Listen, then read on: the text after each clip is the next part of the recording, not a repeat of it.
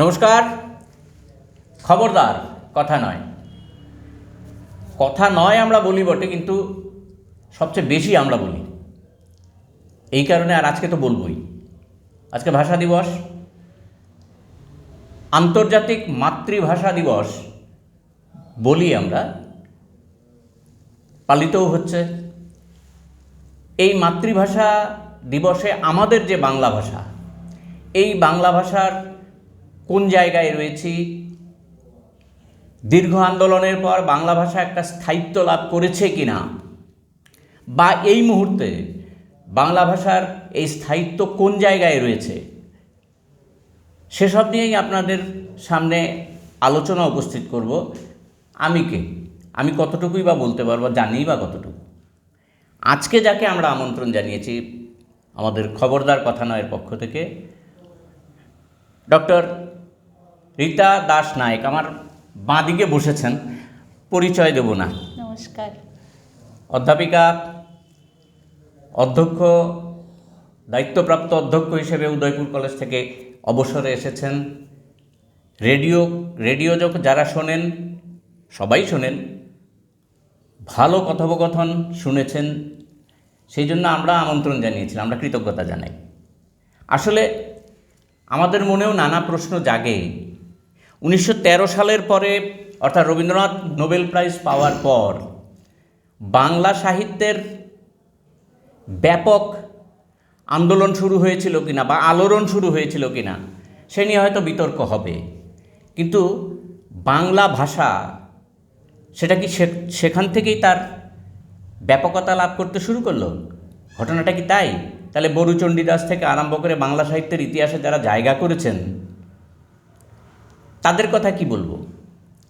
এর আগেও, অনেক আগে, 1620 থেকে 1690 পর্যন্ত যার ব্যাপক উপলব্ধি আমাদের মধ্যে রয়েছে, সেই আব্দুল হাকিম, তার কথাই বা কী বলবো। আসলে আমরা ক্রিকেটের কথা যদি বলি, 1983 সালে বিশ্বকাপ জেতার পরে ভারতবর্ষের ক্রিকেটের একটা ব্যাপক উন্মাদনা শুরু হয়েছিল। রবীন্দ্রনাথের নোবেল প্রাইজ পাওয়ার পরেই কি সেই উন্মাদনাটা বাংলা সাহিত্যে এসেছে? এই মুহূর্তে আমরা কোন জায়গায় রয়েছি?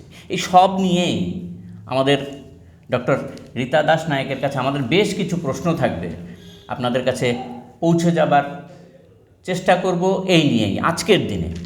শুধুই 1952 সালকে ধরে যদি আমরা এই 52 সালের 21শে ফেব্রুয়ারির কথা ধরি, তাহলে 1961 সালের 19শে মে কি ভুলে যাব? শিলচরের ঘটনা আমরা কি ভুলে যাব? সেই জায়গায় এক পৃথিবীর প্রথম ভাষার জন্য আন্দোলন করতে গিয়ে প্রথম নারী শহীদ কমলা ভট্টাচার্যের কথা কি ভুলে যাব? এ কি হয়? সব নিয়েই আজকে অল্প বিস্তর আমাদের আলোচনা চলবে। সেই আলোচনায় শুরু করছি। আমার প্রথম প্রশ্ন ম্যাডাম আপনার কাছে, যে আধুনিক পৃথিবীতে যেভাবে আপনি দেখছেন আধুনিক পৃথিবীটাকে এই মুহূর্তে, ঝামেলা চারিদিকে, যুদ্ধ বিগ্রহ ইত্যাদির মাঝখানে দাঁড়িয়ে, এই মুহূর্তে এই ভাষা দিবসের প্রাসঙ্গিকতা কি আছে? আমি অ্যাকচুয়ালি সমস্ত বিশ্বটা এখন একটা গ্রাম হয়ে উঠেছে। আচ্ছা। তো প্রযুক্তি, বাণিজ্য, এগুলো সব গ্রাস করে নিয়েছে ভাষাকে। আর এখন যেহেতু অর্থনীতি আমাদের বাণিজ্যকে কেন্দ্র করে ঘুরছে, তো ওর একটা বিশেষ ভাষা রয়েছে। সেই ভাষাটার মাধ্যমেই আমরা সমস্ত কিছু, যত লেনদেন চলছে, আদান প্রদান চলছে, এগুলো করতে করতে হয়ে গেছে কি, যে আমরা নিজেদের মধ্যেও আমরা যেটা কথ্য ভাষা বা চালু ভাষা যেগুলো করছি, সেগুলোর মধ্যে অবলীলাক্রমে সেই বাণিজ্যিক ভাষা ঢুকে পড়ছে। কিন্তু ব্যাপার হচ্ছে যে মনের গহীনে যে ভাষাটা, আবেগের যে ভাষাটা, যে ভাষা আমাকে স্বপ্ন দেখায়, যে ভাষা ঘুমপাড়ানি গান আমাকে শোনায়, সেই ভাষাটা যেন ফল্গু নদীর মতো একেবারে ভেতরে ঢুকে পড়ছে। প্রবাহিত হচ্ছে না বলবো না, কিন্তু ফল্গুর মতোই প্রবাহিত। তো এই যে সমস্যাটা, এই অবস্থাটা আমাদের পক্ষে, যারা আমরা একটু পুরনো দিনের মানুষ, আমাদের পক্ষে সেটা সয়ে নিতে একটু কষ্ট হচ্ছে। আমরা দেখতে পাচ্ছি যে আজকের যে প্রজন্ম, তাদের সেই আত্মীকরণ, ভাষার আত্মীকরণ ঘটছে না। সেই জন্য আজকের দিনে এই ভাষা দিবস উদযাপন করা বা ভাষা নিয়ে কথা বলা সেটা ভীষণভাবে প্রাসঙ্গিক। একদম। আর প্রত্যেকটা মাতৃভাষার সঙ্গে জড়িত থাকে একটা জাতির সাংস্কৃতিক ঐতিহ্য, একটা তার জাতিগত বৈশিষ্ট্য, অস্তিত্ব রক্ষার সংগ্রাম, তার অর্জিত বিদ্যা এবং পৃথিবীর ওপরে তার নিজস্ব সত্তাকে কায়েম করার, সেটাও একটা থাকে ভাষার জন্য। সেই জন্য আর বিভিন্ন যে শব্দ বা শব্দবন্ধ যেগুলো থাকে সেইগুলো কিন্তু উত্তরাধিকার দিয়ে চলে। সুতরাং ভাষাটার ব্যাপারে এবং ভাষা কীভাবে, এই যে আপনি বললেন 52 আন্দোলন, 61 আন্দোলন, এইগুলো আমরা জানি, কিন্তু এগুলোকে যত বেশি রকমভাবে নতুন প্রজন্মের কাছে তুলে ধরা হবে তাহলে ওরা বুঝতে পারবে যে কী রক্তক্ষয়ী সংগ্রামে আমরা এই ভাষার ওপরে দখল নিয়েছিলাম। সেটা যদি না হয়, শুধুই যদি আমরা এইভাবে তাদেরকে উস্কে দিতে থাকি যে ভাষা কেন মাতৃভাষা বলবে না বা কেন ভাষার প্রতি শ্রদ্ধা জানাবে না, সেটা ঠিক হবে না। কারণ যে কোনো আমাদের স্বাধীনতা আন্দোলনেও যখন আমরা বলি বিপ্লবীদের কী অবদান, ঠিক সেরকমভাবে এই একটা মাতৃভাষাকে, আমার ভাষা যেমন বাংলা, আমি বলি সেটা, এই বাংলা ভাষাকে তুলে ধরবার জন্য 1947 থেকে শুরু হয়েছিল পাকিস্তানে যে বাংলাকে উর্দু ভাষার সঙ্গে সমান্তরালে একটা রাষ্ট্রভাষা করা হোক, পূর্ব পাকিস্তানে।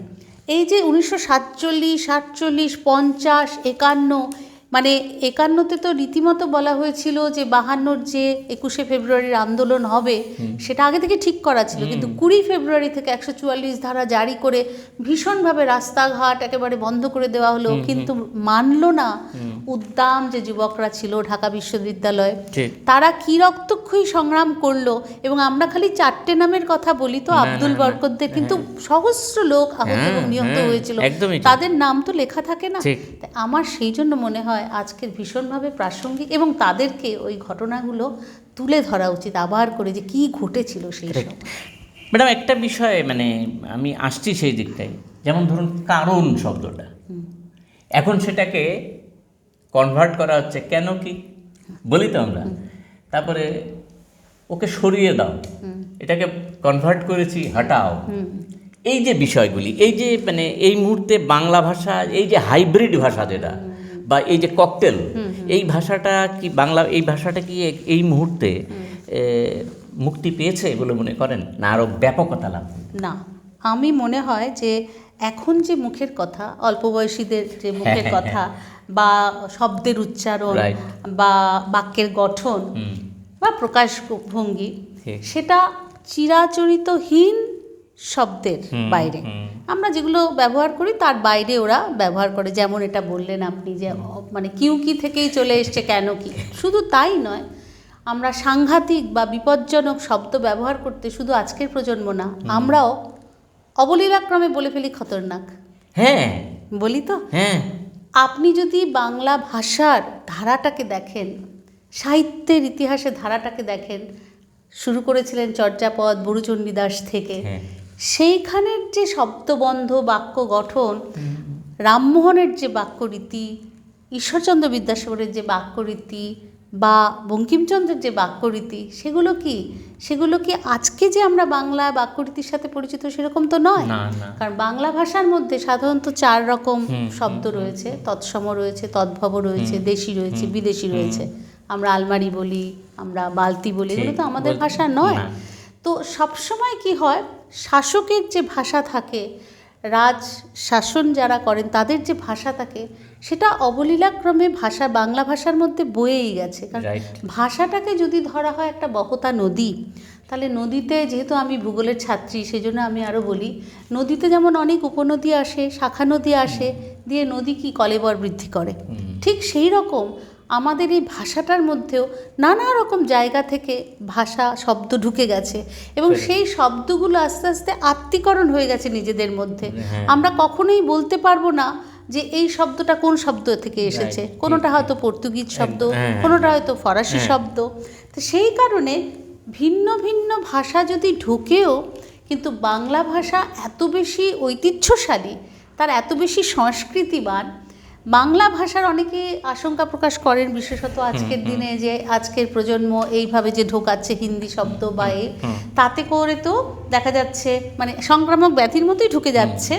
তাতে করে দেখা যাচ্ছে যে হয়তো বাংলা ভাষার অবনমন ঘটবে, কিন্তু আমি ব্যক্তিগতভাবে মনে করি বাংলা ভাষার তাতে অবনমন ঘটবে না। কারণ এটা করতে করতে বাংলা ভাষা একটা রূপ পাবে, অন্যরকম রূপ পাবে। যেমন রবীন্দ্রনাথে এসে মাত্রাটা একদম অন্যরকম হয়ে গিয়েছিল, যা ভাষা আমরা পেয়েছি। কল্লোল যুগের যে সাহিত্যিকরা ছিলেন তাদের ভাষা একদম অন্যরকম, এবং আজকে যে ভাষায় লেখা হচ্ছে সেই ভাষাও কিন্তু অন্যরকম। শুধু ভাষা না, আমরা যে বাংলা সিনেমা তৈরি করছি, সিনেমার ভাষাও বদলে যাচ্ছে। আপনি যদি অনেক পুরনো সিনেমা দেখেন বা কমল কুমার মজুমদারের যে লেখা, সেটার থেকে আজকের ভাষা একদম আলাদা, কথ্য ভাষাও আলাদা। তো সুতরাং এইভাবে ভাষাটা চলবে, কিন্তু আমার ভয় যেখানে সেটা হচ্ছে এই ভাষার প্রতি আমার, আপনার, সাহিত্যিকের, শিক্ষকের একটা দায়বদ্ধতা রয়েছে। এই দায়বদ্ধতাকে এড়িয়ে গেলে হবে না। আমাদের কিন্তু আজকের নতুন প্রজন্মকে আমাদের ব্যবহারিক তাগিদে বা আমরা যদি তাদেরকে অর্থমুখী করে দিতে চাই, তাহলে শুধু বাংলা ভাষায় যদি আমি বলি শিক্ষা নাও, তাহলে হবে না। এটা যেটা মানে স্বাভাবিক দেখতে পাচ্ছি আমি চারদিকে, সেটাকে আমি মেনে নিতে হবে। তাকে ইংরেজি পড়ে বা হিন্দি পড়ে একটা জায়গায় স্থান পেতে হবে। সেইখানে আমি বাধা না দিয়ে যে বাংলা ভাষা, মাতৃভাষা যার বাংলা, সে যাতে বাংলা বলতে পারে, বাড়িতে যাতে চর্চা হয়, সে যাতে লিখতে পারে, হরফটা চিনতে পারে, সেটার জন্য কিন্তু আমাদের উদ্যোগী হতে হবে। এই ব্যাপারে গার্জিয়ান এবং শিক্ষকের ভূমিকা একেবারে ভীষণভাবে অপরিসীম। কারণ তারা তো যেটা বাইরে কথা বলছে বা চাকরি বাকরির ক্ষেত্রে যেটা লাগছে সেটাতেই অভ্যস্ত, কিন্তু অবসর সময়ে আমরা যদি কোনো ছোট্ট সাহিত্যকৃতি তাদের তুলে দিই যে এই বইটা পড়ো, ছোট্ট ইয়েতে পড়ো, বা বাড়িতেও যদি আমরা তাদের সাথে কথা বলা জারি রাখি, তাহলে কিন্তু আমার মনে হয় যেটা আমরা ভাবছি সেটা হবে না। দায়বদ্ধতা তাদেরও থাকবে এবং প্রজন্মের পরের প্রজন্ম এই দায়বদ্ধতাটা তাদের টেনে নিয়ে যাবে। ম্যাডাম, একটা বিষয়ে মানে আপনি যে সিনেমার কথাটা বললেন, মেঘে ঢাকা তারার পরে আস্তে আস্তে আস্তে আস্তে আমাদের যে বাংলা সাহিত্যের যে বিভিন্ন প্রবন্ধ বা ইত্যাদির ওপর ভিত্তি করে সিনেমা এখন কম হচ্ছে। এটাকে, এই যে আপনি যে আশঙ্কাটা প্রকাশ করলেন, সেখান থেকে বেরিয়ে আসার জন্য এটা কি অত্যন্ত জরুরি এখন এইগুলিকে ব্যবহার করা? যেমন তরুণ মজুমদারের আমি একটা মানে কোট আনকোট বলছি, তরুণ মজুমদারকে জিজ্ঞেস করা হয়েছিল আপনি আপনার সিনেমায় এত রবীন্দ্রসঙ্গীত ব্যবহার করেন কেন? উনি স্পষ্ট জবাব দিয়েছিলেন, যাকে সবচেয়ে বেশি কাছে পাই তাকেই তো ব্যবহার করব, এবং লাভবান হয়েছেন বেশ কিছু সিনেমাতে। আপনি কি অনেকটা ইঙ্গিত সেটার দিকেই দিতে চাইছেন? না, আমি ঠিক মানে সচেতনভাবে সেদিকে ইঙ্গিত দিতে চাইছি না, কিন্তু যে জিনিসটা হয় সেটা হচ্ছে যে আগে যেমন হাতের কাছে ভালো গল্প ছিল, সেইভাবেই তৈরি হতো। এখনকার প্রজন্মের কাছে আমি যদি ওই মেঘে ঢাকা তারার মতো একটা সিনেমা তৈরি করি, তাহলে মেঘে ঢাকা তারাতে যে সমস্তগুলো, যেমন পায়ে চটি চপ্পল ছিঁড়ে গেছে, সেফটি পিন লাগিয়ে চপ্পলটা আটকে চলেছেন, এই জিনিসটা আমরা দেখেছি, আমাদের প্রজন্মে আমরা দেখেছি। সুতরাং বা টিবি হলে পরে তার কোনো চিকিৎসা ছিল না, তাকে অন্য ঘরে রেখে দেওয়া হতো, পথের বাচালির কথাও তো বলবেন, এগুলোও যেমন আমরা দেখেছি। আজকের প্রজন্মের কাছে কিন্তু টিবি হলে আলাদা করে রাখতে হবে সেটা নেই। পায়ে সেফটি পিন লাগিয়ে চপ্পল আজকে আমার আপনার বাড়িতে যে কাজ করতে আসেন তারাও করেন না, কারণ ওই সেফটি পিন ফুটে গেলে সেফটিক হতে পারে। এই যে সচেতনতা তাদের মধ্যে আছে, সেই ভাষাটা আজকের প্রজন্ম বুঝবে না, কারণ তারা তো দেখেনি সেই জীবনটা। তাহলে জীবন প্রবাহ আমার সমসাময়িক তাহলে উপন্যাস বা গল্প তুলে নিতে হবে, যেটাতে আমি, সেই জন্য সুচিত্রা ভট্টাচার্যের বই নিয়ে তো আজকাল উপন্যাস মানে সিনেমা হচ্ছে। তো আর যে জিনিসটা হয় আমাদের বাংলা সিনেমার ক্ষেত্রে যেটা ঘটে সেটা হচ্ছে অর্থ তো খুব কম আসে, প্রযোজকদের খুব কষ্ট করে করতে হয়, আর মানে যে ধরনের যন্ত্রপাতি ব্যবহার করা হয় সেগুলো খুব আধুনিকতম উচ্চ মার্গের যন্ত্রপাতি না, অনেক সময় পুরনো যন্ত্রপাতি নিয়ে তারা ব্যবস্থা করে ওসব করে। সুতরাং তারা চেষ্টা করেন যে চটজলদি খুব তাড়াতাড়ি দর্শকের কাছে যাতে পৌঁছে যাওয়া যায়, কিন্তু তারপরে ওই যে কাবুলিওয়ালা হয়েছে, আপনি দেখছেন সেটা কি রমরম করে চলছে। তো ভালো সেভাবে যদি প্রযোজক পরিচালক করতে পারেন, এবং প্রযোজকের তো অর্থকরী দিকটাও ভাবতে হবে, আমরা বললে তো হবে না। যাবে এর মাধ্যমে আমি আশাবাদী, কারণ সংকট কাটানো যাবে এই জন্য আজকাল কিন্তু সেইভাবে পরিচালক কিছু কিছু মানে একদম যুবক নব্য তারা উঠে আসছেন, তারা কিন্তু এইভাবে তৈরি করার একটা চেষ্টা করছেন অন্য প্রবাহে, বাংলা সিনেমাকে একটা অন্য প্রবাহের খাতে দিয়ে দেওয়া হচ্ছে। রবীন্দ্রসঙ্গীতও ঢুকছে, অনেক ঢুকছে। এবং শুধু আপনি বাংলা সিনেমা বলছেন কেন, আজকে বম্বেতে যে সিনেমা হচ্ছে সেগুলোও তো বেশিরভাগ দক্ষিণের সিনেমাই আসছে। সুতরাং এইভাবে আদান প্রদান চলতেই থাকবে।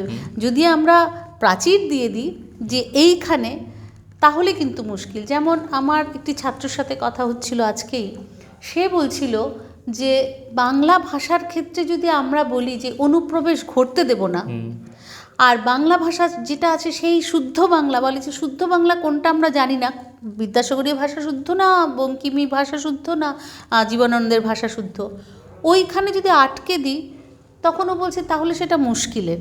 একদম নতুন প্রজন্মের ছেলে, আমি তার সাথে কথা বলে বুঝলাম ঘটনাটা তাই।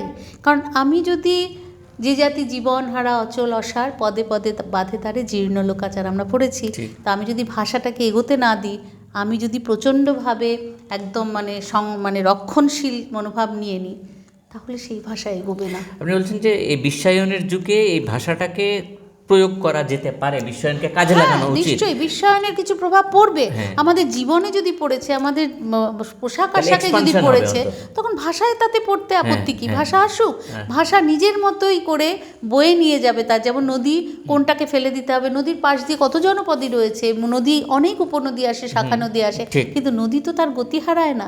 সুতরাং এটাও ভাষাটাও চলবে। মাতৃভাষার ব্যাপারে আমাদের আশঙ্কা নেই, আশঙ্কা সেখানে যদি আমরা মাতৃভাষার ব্যবহারটাকে বন্ধ করে দিই, আমরা যদি সেই ব্যবহারটাকে না জারি রাখি, নতুন প্রজন্মের সাথে যদি আমরা যেভাবেই হোক তাদের ওই কিউকি ঢোকা, খতরনাক ঢোকা, তা সত্ত্বেও যদি বাংলাটাকে আমরা বলি এবং হরফটাকে চেনাই, বা অনেকে বলেছেন যে অন্তত সপ্তাহে একদিন ছোট পাঠশালা তৈরি করুন যাতে বাংলা বলা যায়, সেরকমও যদি করা যায় তাহলে তো চর্চা হবে। তাহলে এই মুহূর্তে জরুরি, এটা ভীষণ জরুরি। ঠিক আছে। আপনি বাণিজ্যায়নের কথা বলেছেন একটু আগে, আলোচনা প্রসঙ্গে এসেছেন। এই বাংলা ভাষার বাণিজ্যায়ন কি হয়েছে? যদি হয়, যদি আপনি মনে করেন যে হ্যাঁ হয়েছে, তাহলে এই মুহূর্তে এই ভারতবর্ষের 44% মানুষ মাত্র হিন্দি ব্যবহার করে, তাহলে একে রাষ্ট্রভাষা করার যৌক্তিকতাটা কি, আপনি কিভাবে ব্যাখ্যা করবেন? না, আমি ওভাবে ব্যাখ্যা করব যে 44% হিন্দিভাষী যেমন আপনি বলছেন, কিন্তু 56% কি শুধুই বাংলা ভাষা? না, সব মিলিয়ে নয়, সব মিলিয়ে। তাহলে 44% যখন হিন্দি ভাষাভাষী, এবং আমাদের ওই যে আমি বলেছি আমাদের যে শাসক বা রাষ্ট্রযন্ত্র যখন সেই জিনিসটার উপরে বেশি জোর দেয়, তখন আমি সেটাকে তো অগ্রাহ্য কোনো মতেই করতে পারবো না, কারণ সেটা আমার চলতি ভাষা, সেটা আমার রুজি রোজগারের ভাষা হয়ে দাঁড়িয়েছে। তো বাংলা ভাষার বাণিজ্যায়ন হয়নি এটা ঘটনা, হয়নি, কিন্তু এই যে রোজগারের অর্থনীতিগত বা প্রযুক্তি বা বাণিজ্যের যে ভাষা, তার সাথে সাথে কিন্তু বাংলাও এগোচ্ছে। বাংলা পিছিয়ে নেই। যদি বাংলা পিছিয়ে থাকতো, তাহলে আজকে যখন আমি বাংলা পূজা সাহিত্যের উপন্যাস বা পূজা সাহিত্যগুলো পড়ি, আমি পরিষ্কারভাবে দেখতে পারি যে ভাষার কিন্তু একটা পরিবর্তন ঘটেছে, এবং সেটা আধুনিক, একদম আধুনিক ভাষা। হয়তো আপনি যেগুলো বললেন সেই সমস্ত শব্দবন্ধ আছে, কিন্তু ভাষাটা একদম ঝরঝরে আধুনিক, বুঝতে অসুবিধা হচ্ছে না। তো সেই কারণে আমি ওরকমভাবে, আমি ব্যক্তিগতভাবে মনে করি না যে বাংলা ভাষায় সমস্ত কাজকর্ম চলুক, বা এইরকম উপদেশও আমি দেব না যে আপনি আপনার ছেলেকে বাংলা ভাষাতেই, বাংলা ভাষার স্কুলেই পড়ান বা কিছু। আপনার কথা শুনে প্রসঙ্গক্রমে চলে এলো কথাটা, আমি বলে যাচ্ছি যে এই যে হিন্দি ভাষা করার যে চেষ্টা, রাষ্ট্রভাষা করার চেষ্টা, এটা কি পৃথিবীতে একটি বাংলা ভাষাভাষী রাষ্ট্র হয়ে যাওয়ার পরেই কি এই চেষ্টাটা অনেক বেশি উদ্গ্রীব হয়ে উঠেছে যে আমাদের এটা করতেই হবে? একটা বাংলাভাষী রাষ্ট্র তো ব্যাপকভাবে রয়েছে, রাষ্ট্রসংঘেতে বাংলাতে বক্তৃতা দিয়েছিলেন আমাদের মুজিবুর রহমানও দিয়েছিলেন, উনিই দিয়েছিলেন। তো এই যে দেওয়ার পরে তারপরে এখন ওদের রাষ্ট্রভাষা বাংলা, এটা তো আমাদের গর্বিত করে, কোনো সন্দেহ নেই। এর দিকে দেখেই কি হিন্দিকে রাষ্ট্রভাষা করার শুধু ভারতবর্ষে নিয়ে আসা, কারণ একটি রাষ্ট্রভাষায় হিন্দি হিসেবে রাষ্ট্রভাষা হবে। ভারতবর্ষের ভেতরে এই যে এত ব্যাপক অংশের মানুষ যারা বসবাস করে থাকে, আপনার নিশ্চয়ই মনে আছে যে লাল বাহাদুর শাস্ত্রী প্রধানমন্ত্রী হওয়ার পর হিন্দিকে রাষ্ট্রভাষা করার চেষ্টা হয়েছিল, তামিলনাড়ুতে লেগে গেল ঝামেলা, 80 জন মানুষ মারা গেল। এই যে জায়গাগুলি, এইগুলি কি মানে শুধু আমার ওখানে বাংলা ভাষা একটা রাষ্ট্রীয় ভাষা আছে সুতরাং আমাকে হিন্দি করতে হবে, ঘটনাটা কি এরকমই? আপনি আমি ঠিক সেইভাবে দেখি না, মানে আমি একটু মানে আমার ধারণাটা একটু অন্যরকম। আমি দেখতে পাচ্ছি বাণিজ্যায়ন বা বিশ্বায়নের সাথে সাথে এটা বেশি সেই সময় ঘটলো। সেই সময় লাল বাহাদুর শাস্ত্রী বলেছিলেন, সেই সময় ঝড় উঠেছিল দক্ষিণ ভারতে, এটা ঠিকই কথা। কিন্তু আস্তে আস্তে যখন আমাদের এই প্রযুক্তি ঢুকে গেল, কম্পিউটার ঢুকে গেল, এই যে ভাষাগুলো, তখন কম্পিউটার ভাষা তো বাংলায় করা যাচ্ছে না, তখন এরই স্বাভাবিকভাবে বোঝাবার জন্য, সাধারণ জনতাকে বোঝাবার জন্য একটা ধীরে ধীরে ভাষার প্রয়োজন দেখা দিল। এবং যেহেতু উত্তর ভারতের এই যে অংশটা অনেক বেশি এবং লোকসংখ্যা অনেক বেশি এবং হিন্দি বলয় যেটা আমরা বলি, সেই জন্য কী হয়েছে, হিন্দি ভাষাটাকে সেভাবে আস্তে আস্তে বলা হলো যে ইংরেজির বিকল্প কী হতে পারে। এমন কোনো ভাষা নিশ্চয়ই হতে পারে না যেখানে 10% লোক সেটাতে কথা বলে বা 12% লোক সেটাতে কথা বলে, তাহলে 44%, প্রায় 50%-এর কাছাকাছি। তখন সেই ভাষাটাকে টেনে নেওয়া হলো এবং আমাদের আবেগটা হয়তো কাজ করে যে আমার ভাষা কেন সেইভাবে মানে জগতের ভাষা হলো না বা রাজ্যের ভাষা হলো না, এটা আবেগ, এটা স্বপ্নময়তা। কিন্তু বাস্তবভাবে দেখতে গেলে দেখা যাবে যে আমি সবার সাথে যে ভাষায় অনেক বেশি আমার মানে যেটাকে আমি ছড়িয়ে দিতে পারবো নিজেকে, সেই ভাষাটা যখন চালু হলো তখন কিন্তু আমরা সেটা ধীরে ধীরে ধীরে মেনে নিলাম বলেই আজকে কিন্তু আমরা অনেকটা এগিয়ে যেতে পারলাম। যদি তা না হতো, আমরা যদি সেই আন্দোলনে পড়ে থাকতাম বিশেষ একটা ভাষাকে রাষ্ট্রভাষা করবার জন্য, এবং সেখানে বাংলা যেমন দাবিদার ছিল, ওড়িয়াও তেলেগুও দাবিদার ছিল, তামিলও দাবিদার ছিল, কোন দাবিটাকে মানা হতো? তাহলে একটা সার্বজনীন ভাষাকে যখন আস্তে আস্তে তুলে নেওয়া হলো, এবং ও যে আগেও বলেছি যে পৃষ্ঠপোষকতা দরকার, সেটা রাষ্ট্র পৃষ্ঠপোষকতা করলো হিন্দির প্রতি, এবং ধীরে ধীরে সেটা কিন্তু চলে এলো। আজকে কিন্তু আমরা খুব একটা মানে ভাবি না যে হিন্দি আমাদের আগ্রাসন করে নিয়েছে। আমরা ভাবি হিন্দি পাশাপাশি একটা ভাষা, আমার রোজগারের ভাষা, আমার অর্থকরী আয়ের ভাষা। তো সেইভাবে যদি আমি তাকে রাখি, ইংরেজিটাকে যেমন আগে ইংরেজি পড়ানো হতো তো এইভাবে যে কেরানি তৈরি করবার জন্য, বা ইংরেজি অনেক অনুপ্রবেশ ঘটেছে আমাদের বাংলার মধ্যে ভাষার, সেই রকমভাবে নিজেও বলেছে। সুতরাং হিন্দি আজকে ইংরেজি তো বটে, আপনি সর্বভারতীয় ক্ষেত্রে আমি যদি এখন বলি যে না আমার বাংলাই চলতে হবে, তাহলে এই যে আমাদের সর্বভারতীয় পরীক্ষাগুলো যেগুলো হয়, বা বিদেশে যে ছেলেমেয়েরা যাবে, এখন প্রচুর ছেলেমেয়ে বিদেশে যাচ্ছে, আমরা তো এটা রোধ করতে পারবো না যে না আমার দেশেই থাকো, কিন্তু তারা সেখানে গিয়ে হীনমন্যতায় ভুগবে। নিশ্চয়ই আমি চাইবো না যে এই হীনমন্যতায় ভুগুক তারা। সুতরাং যে ভাষাটা আমার পৃষ্ঠপোষকতা করছে রাষ্ট্র, সেই ভাষা চলুক। তার পাশাপাশি যে অন্যান্য ছোট ছোট মাতৃভাষাগুলো আছে, এবং বাংলা ভাষাও তো কত বেশি ভাষাকে একেবারে গ্রাস করে নিয়েছে, তবে গিয়ে বাংলা দাঁড়িয়েছে। এই যে আপনি দেখুন না, যদি আপনি পশ্চিমবঙ্গে যান, বিভিন্ন জেলায় বিভিন্ন ভাষা, বিদ্যাসাগরের মধ্যে বিদ্যাসাগরী মেদিনীপুর বা বাঁকুড়ার ভাষা আপনি একটু গন্ধ পাবেন। আবার আমি এখানে যদি আসি, এখানেও আপনি যদি বিলোনিয়া যান, তার একরকম ভাষা, ধর্মনগরে যদি তার একরকম ভাষা, সবাই বাংলাই বলছে, আগরতলায় যে বলছে তার একরকম ভাষা, আবার কলকাতার বাংলার সাথে আগরতলার বাংলার তুলনা হচ্ছে না, একটু অন্যরকম। যারা আগরতলায় এসে যে হিন্দি ভাষাভাষী মানুষ শিখছেন বাংলা, তারা যখন আমাদের মতো কলকাতার লোকেদের সাথে কথা বলেন, তখন বলেন যে তুমি কি বাংলা বলছো? কারণ এই যে বাংলাটা, এখানকার যে বাংলাটা, সেই বাংলার সাথে তার আমার বলা বাংলাটা তার মিলছে না।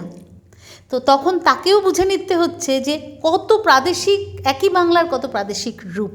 কলকাতার ভাষাটার ভেতরেও তো মিশ্রণ চলে এসেছে, হ্যাঁ, নদিয়ার ভাষা ইত্যাদি আছে। তো সেই কারণে ওই যে বলেছি ভাষা তার কিভাবে এগোবে সেই ঠিক করে নেবে। যত বেশি লোক সেটার মধ্যে ঢুকে পড়বে, সে তার একটা রূপ পাবে। সুতরাং হিন্দি থাক আমার, ইংরেজি থাক আমার অর্থকরী ভাষা, আমার নিজের ভাষা, স্বপ্নের ভাষা, দুঃখ জাগানিয়া গান যে শোনাবে ভাষা, আমার রাত জাগানো যে ঘুম পাড়ানি গান যে শোনাবে ভাষা, সেই ভাষা থাক না আমার কাছে, এটা সেই ভাষায় গল্প লিখি, হ্যাঁ। সেই ভাষায় আমি কবিতা আবৃত্তি ঠিক, করি, ঠিক। রইল আমার প্রাণের ভাষা, বুকের ভাষা। আজকের দিনে সেটাই আবেদন। ম্যাডাম, এই প্রসঙ্গে একটা মানে তথ্য যদি আপনার কাছে দিয়ে আপনার কাছে জানতে চাইব বিষয়টা। 1961 সালে দেখা যাচ্ছে ভারতবর্ষে ভাষার সংখ্যা ছিল 1652। এটা এই মানে সর্বশেষ হিসেব অনুযায়ী দেখা গেছে 2010 সালে যে রিপোর্টটা বেরিয়েছে সেখানে গিয়ে এটা 780-তে গিয়ে দাঁড়িয়েছে। এতগুলি ভাষা যে উঠে যাচ্ছে, একদম বিলুপ্তি ঘটেছে, এই বিলুপ্তিটা কি মানে আজকে মাতৃভাষা দিবসে দাঁড়িয়ে একটু আশঙ্কা করছি আমরা? হ্যাঁ, আমরা আশঙ্কা করছি, কারণ চীনে একটি ভাষা, আমি ঠিক মনে নেই, উমিয়া বা এরকম একটা শব্দ মানে ভাষা, সেটা কিন্তু পুরোপুরি উঠে গেছে। এবং আপনি যদি দেখেন এই যে আমাদের এখানে উপজাতিভুক্ত সম্প্রদায় রয়েছে, বাংলা অনুপজাতিভুক্ত সম্প্রদায় রয়েছেন, সেখানেও ছোট ছোট ছোট ছোট যে ভাষাগুলো রয়েছে সেইগুলো কিন্তু বড় ভাষার সঙ্গে গ্রাস করে গেছে। যেমন ধরুন ককবরক ভাষা, ককবরক ভাষায় আমাদের আগরতলা শহরে যে ভাষায় কথা বলে, এই ককবরক ভাষা যদি আপনি একটু গ্রামের প্রত্যন্ত গ্রামে যান তখন আপনি নিজেই বুঝতে পারবেন না।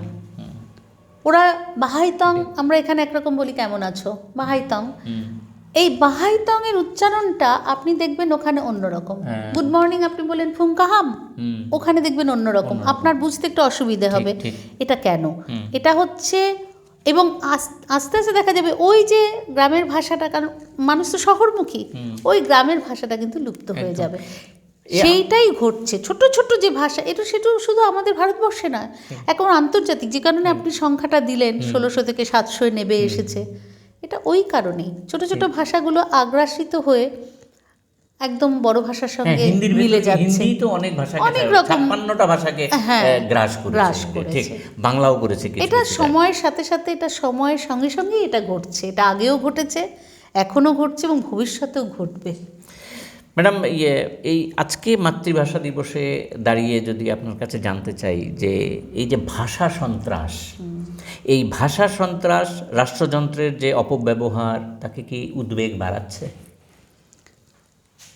ভাষা সন্ত্রাস বলতে ঠিক আপনি কোন ধরনের সন্ত্রাস বোঝাচ্ছেন একটু যদি বলেন? এই যে শব্দের কিছু কিছু অপব্যবহার, রাজনৈতিক হোক অরাজনৈতিকই হোক, সাধারণ বিষয়তেই এমন সব শব্দ ব্যবহার করা হচ্ছে যে শব্দগুলি তার নিজস্ব অর্থ থেকেও দূরে সরে যাচ্ছে, আক্রমণটাকে কাছে নিয়ে আসছে, এরকম অনেক শব্দ।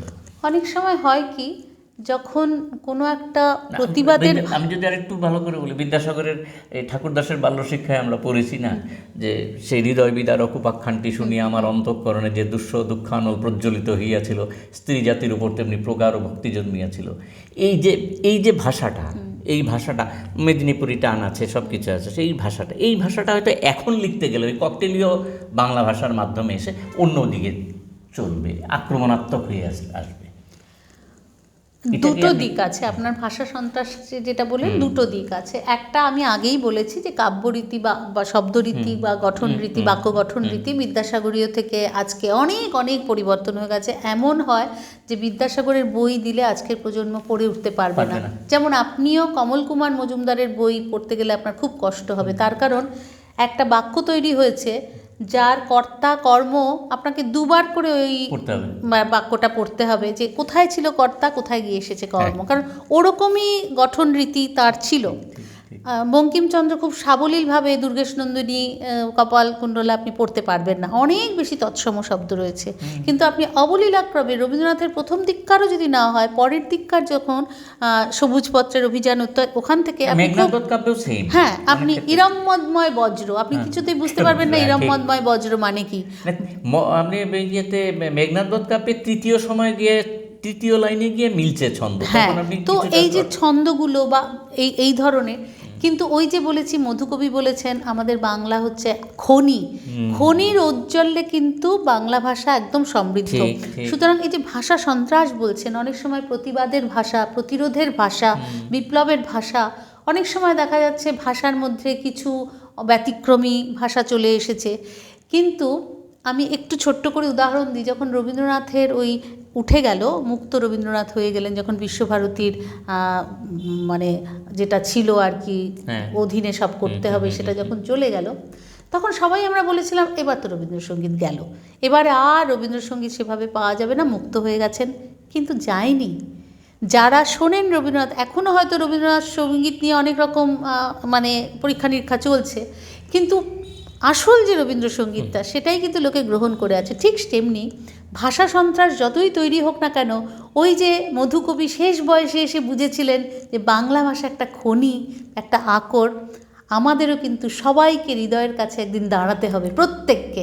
এবং তখন বোঝা যাবে এই সন্ত্রাস যে ভাষাগুলো সন্ত্রাসের তৈরি করেছিল সেগুলোকে বাদ দাও, সেগুলো কিন্তু থাকবে না, আরেকটা অন্যরকম ভাষা তৈরি হবে যার গঠন, যার রীতি অন্যরকম। এই জন্য আমি আশাবাদী খুব। সেই জন্যই সর্বশেষ প্রশ্ন আপনাকে, এই যে আজকের দিনে দাঁড়িয়ে এই যদি ভাষা বিলুপ্তির পথে হয়ে থাকে, যদি আশঙ্কা করে থাকেন এরমভাবে চললে যদি বিলুপ্তি হয়, তাহলে এখানে কি অনুবাদ কর্মসূচিটা একটা গ্রহণযোগ্যতা পেতে পারে? অনুবাদ কর্মসূচিতে দুটো দিক আছে, ধনাত্মক ঋণাত্মক দুটো দিকই আছে। একটা হচ্ছে যে আপনি যখন কোনো অনুবাদ সাহিত্য পড়বেন, যেমন ধরুন এই যে আমাদের বাংলায় যদি রবীন্দ্রনাথের পোস্টমাস্টার অনুবাদ করা হয়, ওই যে রতনের দীর্ঘশ্বাস লাইনের মধ্যে যেটা ধরা পড়ছে, আপনি কি সেই অনুবাদ সাহিত্যে সেটা আনতে পারবেন? পারবেন না। কারণ ওই যে বিশেষ বিশেষ শব্দের যে বিশেষ বিশেষ ছন্দ, সেটা কিন্তু আপনি অনুবাদে আনতে পারবেন না। যেমন আমি আপনাকে একটা ছোট্ট উদাহরণ দিই। বাঁকুড়া অঞ্চলে খুব ঢিমে আছে আপনার ওই আলু ভাজা হয়, একদম ঢিমে আছে, মানে আঁচ পায়ে থাকে না, তাকে ওরা বলে লহমে লহমে। তো এই যে লহমে লহমে, এইটা আপনি বোঝাবেন কী করে? আপনি ঢিমে আঁচ বলবেন, ঢিমে আঁচেও সেটা হচ্ছে না, মানে লহমে লহমে, ওই লহমে লহমে দিয়ে আপনাকে বোঝাতে হবে। ঠিক সেই রকমভাবে অনুবাদ সাহিত্যে হয় কি, যে ঠিক মতো হয় আপনাকে খুব ভালো করে অনুবাদ সাহিত্যে পারঙ্গম হতে হবে যিনি করছেন সাহিত্য, তাহলে গিয়ে আপনি ওই রতনের যে পোস্টমাস্টার যখন চলে যায় দীর্ঘশ্বাস পড়িল, ওই দীর্ঘশ্বাস পড়িল আপনি কি হ্যাভ এ গ্রেট সাই এটা বলবেন হয়তো, বা হিন্দিতে একরকম বলবেন, আসবে না। সেই জন্য অনুবাদ সাহিত্য চলতে থাকুক, তাকে আমি কখনো বলি না যে না চলবে না, অনুবাদ সাহিত্য নিশ্চয়ই চলবে। কিন্তু অনুবাদের যে সাহিত্য থেকে আমি অনুবাদ করব, হয় বাংলাটা অনুবাদ করে অন্য সাহিত্যকে দিচ্ছি, বা অন্য সাহিত্য থেকে অনুবাদ করে বাংলায় আনছি, তাহলে সেই অনুবাদ সাহিত্যের প্রতি প্রচণ্ড দখল থাকতে হবে যিনি অনুবাদ করছেন, প্রচণ্ডভাবে হৃদয়ঙ্গম হয়ে কোন শব্দটা যথাযথিত প্রথিত হতে পারে সেটা কিন্তু তাকে বলতে হবে। তা না হলে আহরণ করা ভালো। অনুবাদের ভাবাবেগ, আমরা যে বলি ভাবানুবাদ, সেই ভাবানুবাদ করা ভালো। তাহলে কিন্তু সেই ওই যেইগুলো আছে শব্দগুলো, সেগুলো আমি নিজের মতো করে তা না হলে আমরা যেমন ডাবিং সিনেমা দেখি না আজকাল, মুখের ভাষাটা একরকম বলছে বলে বাংলাটা আমরা ওরকম করে নিচ্ছি, যেটা আমরা বাংলা আপনার কি দেখতে ভালো লাগে? বেশিক্ষণ আপনি সেই টিভির সামনে বসে থাকতে পারেন না, কারণ আপনার দেখেই মনে হচ্ছে যে এটা কি বাংলা বলছে। এইটাই হয়ে যাবে তখন মুশকিল, যদি অনুবাদটা আমি ওইভাবে না করি। সেই জন্য আমার মনে হয় খুব হৃদয়ঙ্গমে বা খুব পারঙ্গম যদি হয় তিনি অনুবাদ করতে, তাহলে হয়। সেই জন্য আমাদের অনুবাদ সাহিত্যে মানে কবিতা অনুবাদ হয় বেশি, উপন্যাস বা প্রবন্ধ কম হয়। কারণ কবিতাতে আচ্ছা ঠিক আছে আপনি আপনার ভাব দিয়ে খানিকটা ভরিয়ে দিতে পারবেন, কিন্তু উপন্যাসের ক্ষেত্রে তো তা পারবেন না। রবীন্দ্রনাথকে দিয়েই বলি, শেষ হইল না শেষ, সময়ের বাঁধনই রয়েছে আমাদের। স্বাভাবিকভাবেই ম্যাডামের সঙ্গে একমত হই যে হ্যাঁ, হৃদয়ঙ্গম হতে হবে, শব্দ চয়ন এবং তার ভাব মানুষের বোঝার শক্তি বাড়াতে হবে এই শব্দ চয়নের মাধ্যমে। বাস্তবতাটা এখানেই। আজকে মাতৃভাষা দিবস প্রাসঙ্গিক কি প্রাসঙ্গিক নয়, এই নিয়ে ম্যাডামের সঙ্গে আমি একমত যে এখনও প্রাসঙ্গিক, কারণ মানুষকে জানাতে হবে ভাষাটা। মাতৃভাষা বলতে শুধুমাত্র আমরা বাংলা ভাষা নিয়ে কথা বললাম ঘটনাটা তা নয়, মাতৃভাষা সব জায়গার ক্ষেত্রে একই রকম রোগ, চাপিয়ে দেওয়ার রোগ কোনো জায়গায় যাতে ব্যাপকতা লাভ না করে, এই আবেদনই আমাদের থাকলো আজকে মাতৃভাষা দিবসে। সকলকে মাতৃভাষা দিবসে আমরা শুভেচ্ছা জানাই। এবং খবরদার কথা নয়ের পক্ষ থেকে আবার ডক্টর রীতা দাস নায়েককে আন্তরিক শুভেচ্ছা জানাই এবং কৃতজ্ঞতা প্রকাশ করে আজকে এই অনুষ্ঠান শেষ করছি। সবাই ভালো থাকবেন, সুস্থ থাকবেন, সকলকে নমস্কার। নমস্কার।